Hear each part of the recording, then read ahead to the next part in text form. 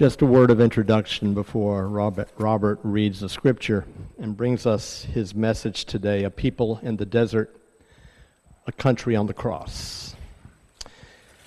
Robert and Olya always spend 3 months here and 3 months back in Ukraine interpreting what they do. And they have a wonderful staff of about a dozen back in the Ukraine working with this child here. And I know that their hearts long to be with them at all times, and it's got to be extraordinarily challenging for you to be here, but you have such a good staff back there. And particularly for you, Olya, I know you answer a lot of text every day.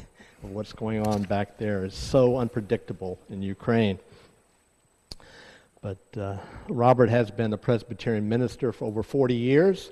After about 24 years in the pastorate, he decided to head to Ukraine 20 years ago to found this child here, working with street kids.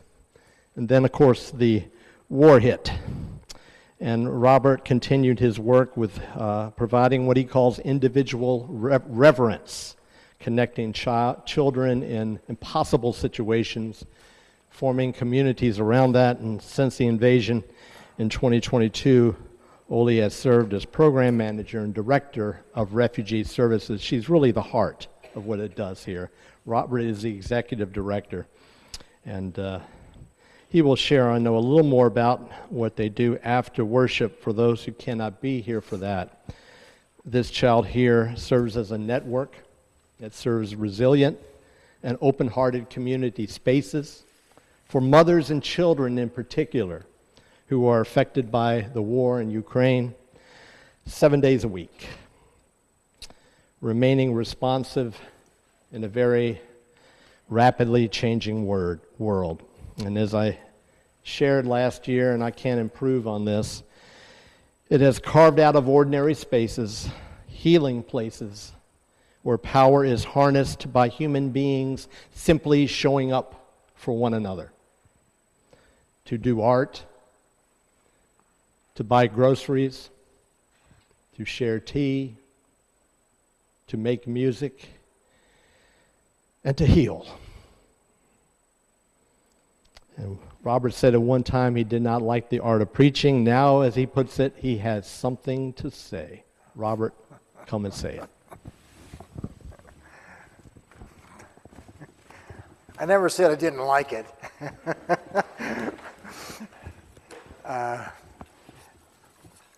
I do say, though, it's different when you have something to say. I don't know, is this microphone on? I can't tell if you can hear me or not. So first, though, I do want to thank Timothy Chon for inviting me to be artist in residence. It's the first time this has happened for me, and it's a great honor. And it all happened because we had breakfast together last time I was here. And so you just never know where breakfast is going to lead to. That's sort of how it is for us and our work. We're 3 months here, as Chuck said, and 3 months in Ukraine. I'm going to read 2 scriptures for you. The first is just 3 verses from Psalm 107. Hear the word of God. Some wandered in the desert wastelands, finding no way. They were hungry and thirsty. Their lives ebbed away. They cried out to the Lord in their trouble, and he delivered them from their distress. He led them by a straight way.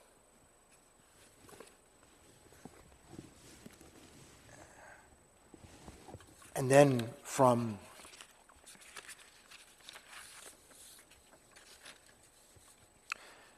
Corinthians, 2 Corinthians,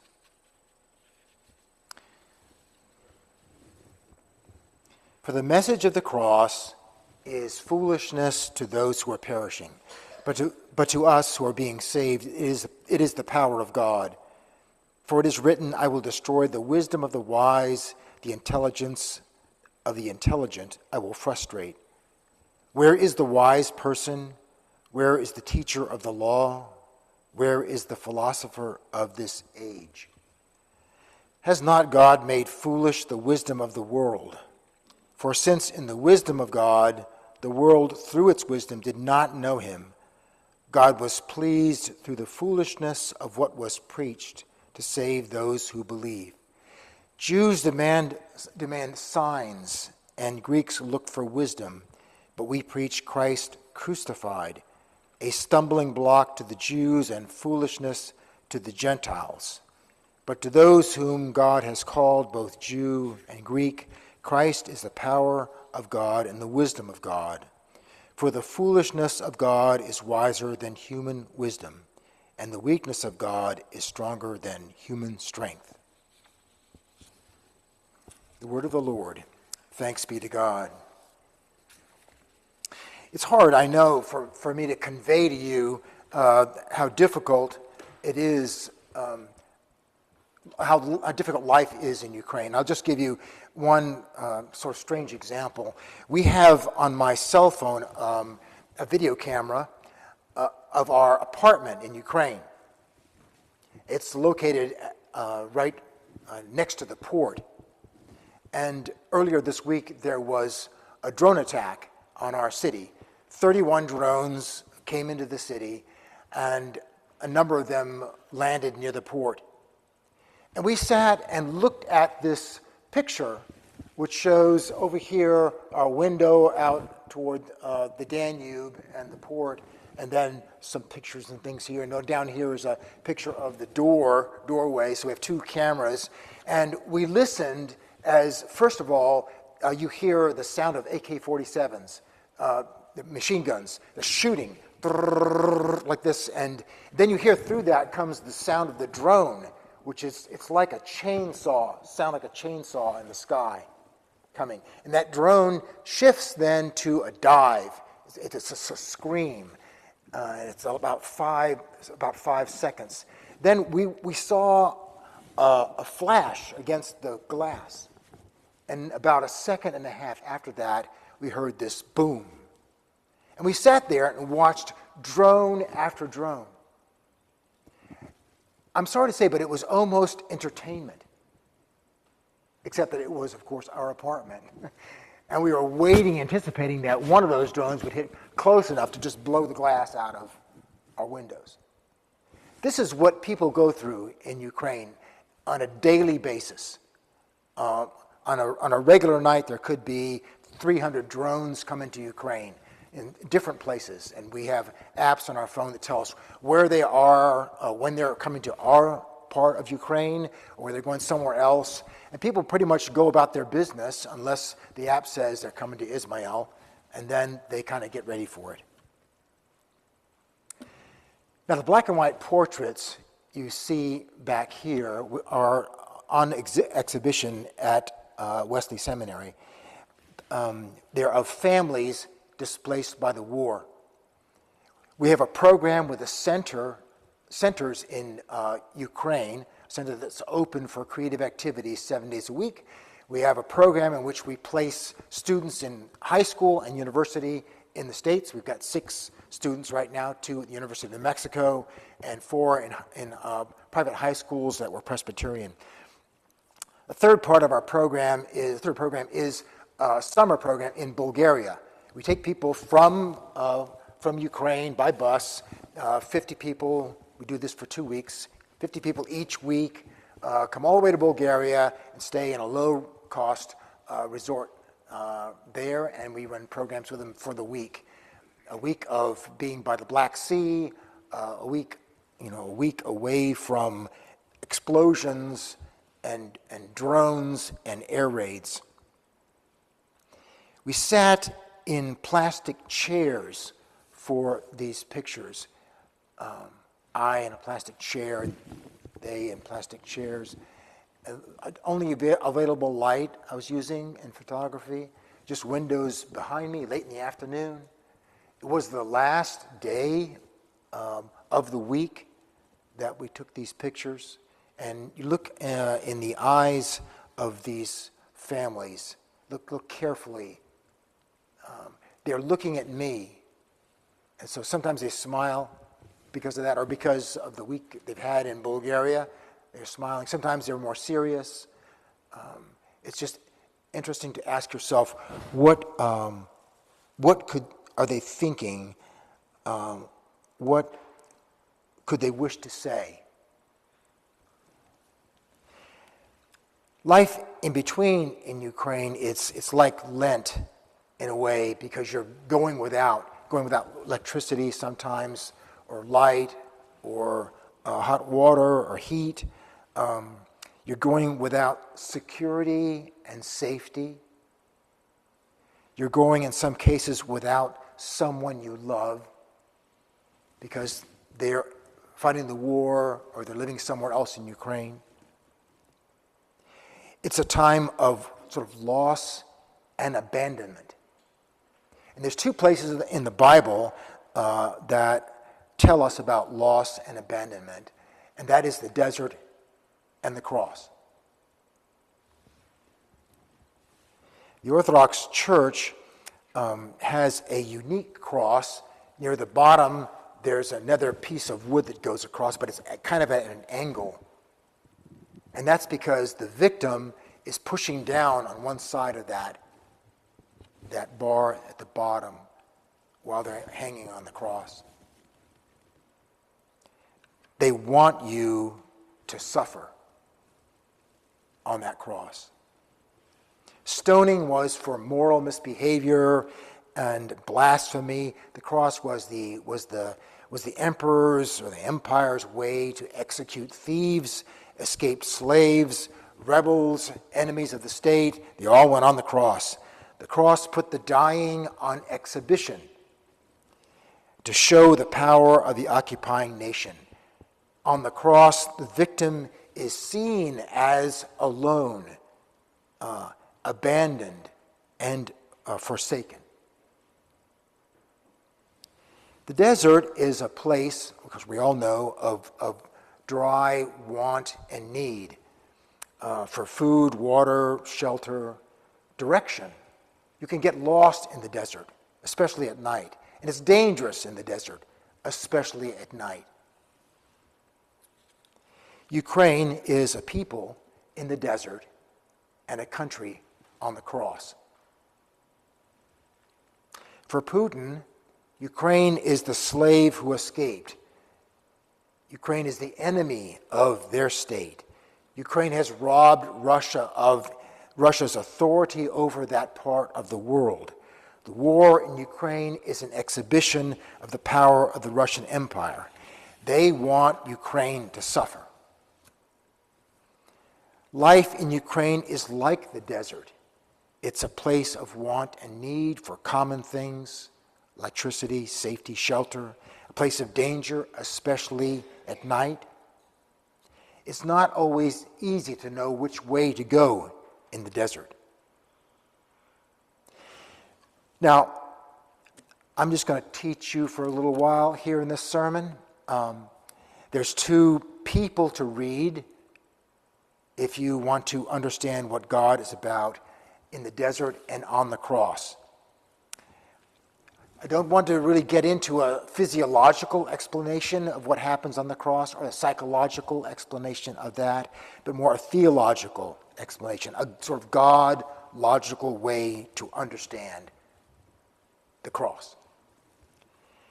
And to say that, I've got to introduce you to someone. His name is Jürgen Moltmann. He was a German soldier in the Second World War. And I think it's important to give you this little background on him so that you see then what he wrote and why. He surrendered to the British in the war. He was a prisoner of war in England and in Scotland. Near the end of the war, Moltmann struggled with guilt and depression after learning what the Nazis had done to millions of Jews, sending them to their death in the camps. An American chaplain, we don't know who that guy was, gave Moltmann a Bible. Now, Moltmann had not grown up in the church, but he gave him New Testament and Psalms.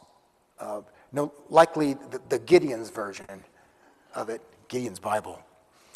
Moltmann read the Bible, and he experienced an awakening, especially with regard to the Psalms in Psalm 139. And the stories of Jesus, his death, and his resurrection. So after the war, Moltmann went to divinity school in Tübingen, Germany. You know, you've got to be a minister to know this, but that's the center of the universe back in the 20th century. Barth was there, and all the brilliant theologians were there. So Moltmann became a pastor, but it wasn't long before he was teaching theology.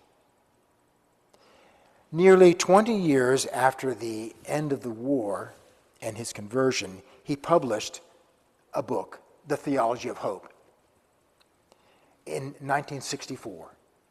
In 1968, it was translated into English. In a God is Dead era, he made Time and Newsweek.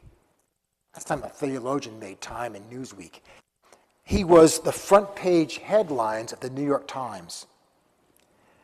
God is dead doctrine is losing ground to theology of hope. A distinguishing characteristic of the Christian faith, he says, is not really faith or love, but it is hope. God is not just in the heavens looking down at us, and God is not just someone in your heart, but God is ahead of us, calling to us. Hope doesn't make you comfortable. It makes you, it's a sense of urgency that we have to go to here where God is calling us. Now, in 1972, I was a junior in college. Where were you in 72? Because it's an interesting year. He published The Crucified God. Now, just think about that title for a moment. The Crucified God. Doesn't that sort of shake the foundations of the images of God we have? It certainly doesn't go with the song, Our God is an Awesome God. He reigns in power above. Something different offered here. There are no roses on the cross, Moltmann said. Christianity has made the cross into an object of beauty. It's jewelry. It's lost its power to represent suffering, vulnerability, and death. On the cross, Moltmann says, Jesus feels the pain of death and the pain of being forsaken by the Father. And the Father feels the pain of guilt and the grief at the loss of a son. Our faith, Moltmann says, begins on the cross. Our faith begins with the bleakness and power which is the night of the cross. Abandonment and doubt about everything that exists. Our faith begins at the place and the point where atheists believe it must be at an end. Our faith begins where the foolishness of God is wiser than human wisdom, and the weakness of God is stronger than human strength. It begins with the stumbling block for the Jews who imagined the Messiah was going to lead the nation of Israel into a new era. Bonhoeffer said, on the cross, God is weak and powerless in the world, and that is precisely the way, the only way that God is with us. Only a suffering God can help. The cross is as bad as it gets so that it can do the good that it does. The desert. Henry Nouwen was a brilliant Dutch Catholic priest, chaplain at Notre Dame and Yale Universities. Also in 1972, Nouwen published a book called The Wounded Healer, a book about how our woundedness helps us to heal the wounds of others. Here's our psalm. Some wandered in the desert wastelands, finding no way. They were hungry and thirsty. Their lives ebbed away. They cried out to the Lord in their trouble, and he delivered them from their distress. He led them. Now here's the key sentence. The two key sentences. Don't forget this. The wounds, your wounds, are the place where the light of God enters. We can only be led out of the desert by someone who has been there. We can only be led out of the desert by someone who has been there. Now, I've asked Olya to step in at this time. Olya, to come up, to speak to you as someone who has been there.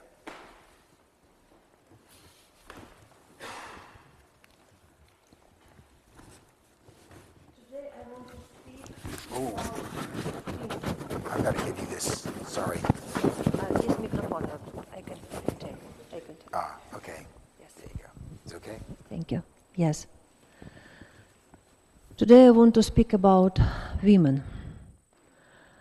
The women of Ukraine live between arid silence and the signal all clear, between despair and hope, between life and death. For 4 years, this war has changed our lives. People often speak about the American dream.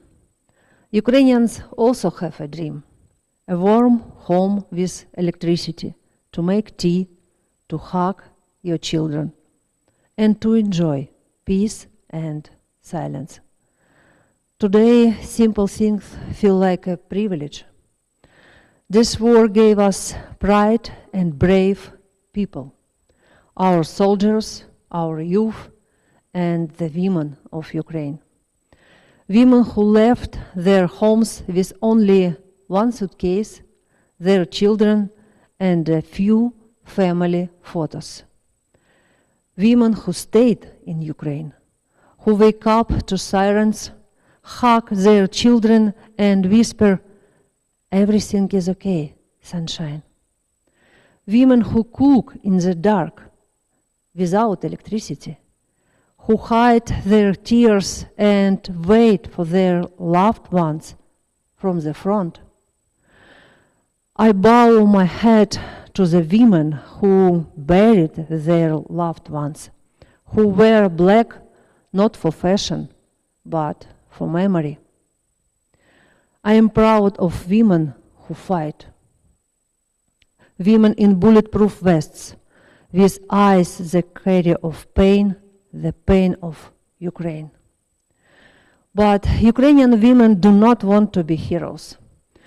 They want to live, to grow flowers in a windowsill, to raise their children in peace, to give life, not take it. Giving birth in a bomb shelter, they hold their babies and whisper, "You will live. You must live." Children in Ukraine have the right to live without fear and without sirens. They deserve safe nights, warm homes, and peaceful dreams. That is why is every Ukrainian home, this prayer is heard every day. Lord, please, let children's hearts not know fear. Let their eyes shine with joy and hope. Let every home have peace, warmth, and love, so childhood stays bright and carefree. Let every child feel care, protection, and gentle kindness. Let them grow in goodness and believe in a better future. Amen.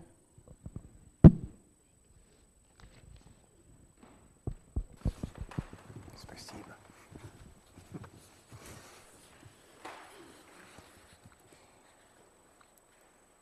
At first, I thought the question should be, what are these families trying to say to us? What would they like to say to us? And then I thought maybe the question should be, what should we be saying to them? And then the next day I realized the question really should be, as a people in the desert and a country on the cross, what could they be saying to us?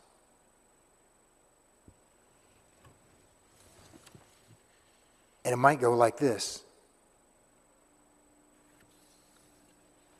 There's a place we call the desert, and we have wandered there. There's a place we call the cross, and we were there. We are there. Every day we witness the cross of grief and abandonment and death. We have felt powerless and forsaken. We live in the presence of the suffering God. We live in the place where faith begins. We are wounded, but the light of God comes in through our wounds. We are the wounded healers in a future and time of great need and direction. We will show others the way.